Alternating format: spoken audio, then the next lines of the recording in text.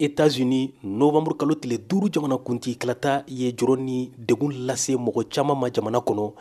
jɛkulu min bɛ kɔlɔsiliw kɛ hadamadenw hakili kan Amerique ka fɔ la n'a bɛ wele Association américaine de psychiatrie.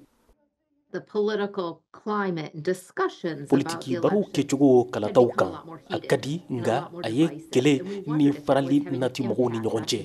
o kosɔn an y'an yɛrɛ ɲininka n'a y'a sɔrɔ o ye kɔlɔlɔ lase mɔgɔw ma a laban a dɔnna k'a nɔ bɛ degun ani jɔrɔw la ka ɲɛsi mɔgɔw ma ɲininiw ye jaabi wɛrɛw di kalata in kɔlɔlɔw kan hadamadenw ma.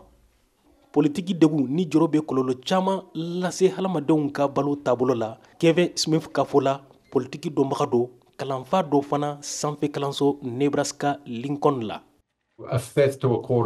N'i ye Amerique jamanaden 5 walima 4 ta bɛnbaliya ani gɛlɛya b'u ni ɲɔgɔn cɛ baarakɛyɔrɔw la politiki kosɔn.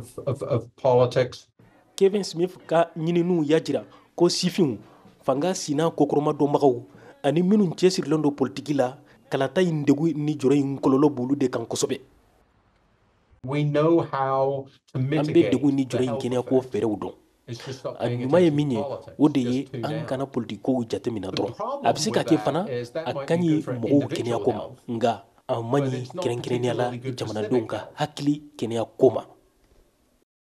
Dɔgɔtɔrɔ Kiran Dintiala degun ni jɔrɔ in dɔnbaga dɔ ni bɛɛ b'a dɔn Dr Kalmu ye a ye gafe dɔ labɔ kosa in na n'a tɔgɔ le mantra de la politique pacifique a maana hɛrɛ ye politiki kɔnɔ gafe in kɔnɔ a bɛ ladilikanw fɔ walasa mɔgɔw k'u yɛrɛ tanga degun ni jɔrɔw la kalata waatiw la.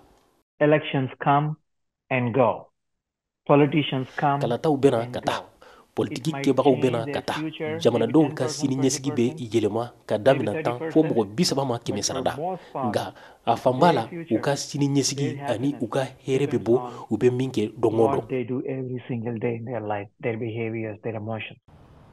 Nga lin bɛ fɔ ko ni hakiliɲagami min bɛ mɔgɔw sɔrɔ kalata waati la walasa dɔ ka bɔ a fanga la a ka kan kɔlɔsiliw ka kɛ kunnafoniw di cogow la politiki siratigɛ la.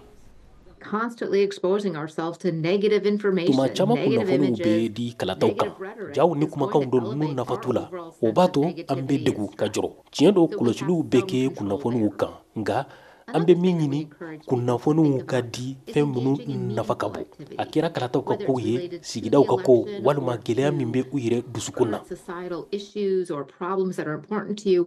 États-Unis hakili-dɔnbagaw ka jɛkulu n'a tɔgɔ Association américaine de psychiatrie y'a jira ko mɔgɔw ko hakili sigi ani u ka taa ni u ka hadamadenya ye i n'a fɔ ka kɔrɔ u ko matarafa a maana ka baro kɛ u ni balimaw ni sigiɲɔgɔnw ye ka dumuni kɛ u sago la u k'u da i n'a fɔ kɔrɔlen u bɛ se ka kisi degun ni jɔrɔw la kalata waati in na.